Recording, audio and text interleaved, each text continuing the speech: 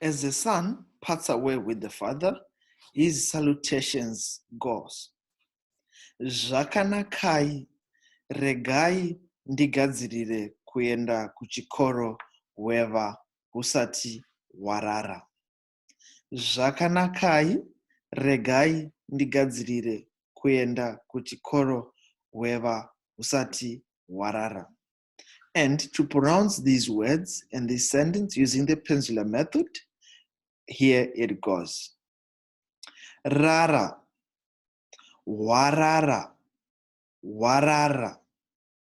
Sati, warara. Husati, warara. Weva, husati, warara. Weva, husati, warara.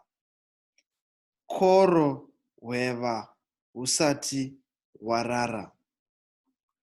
Chikoro, weva, husati, warara.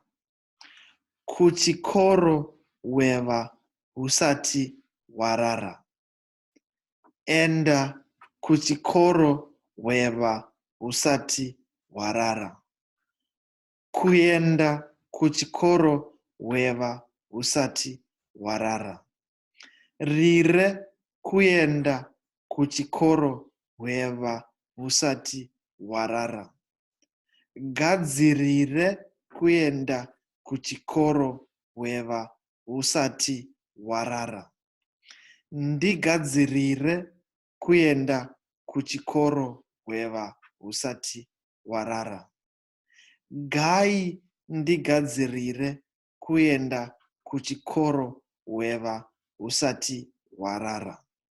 Regai ndigadzirire kuenda kuchikoro, weva, husati, warara.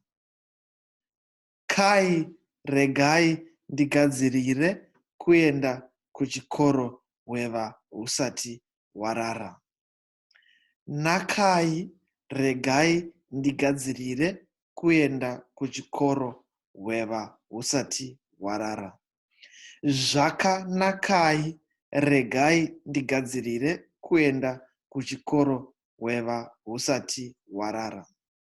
And the two hardest compounds in that sentence is zvakanakai, zvakanakai, and weva, weva.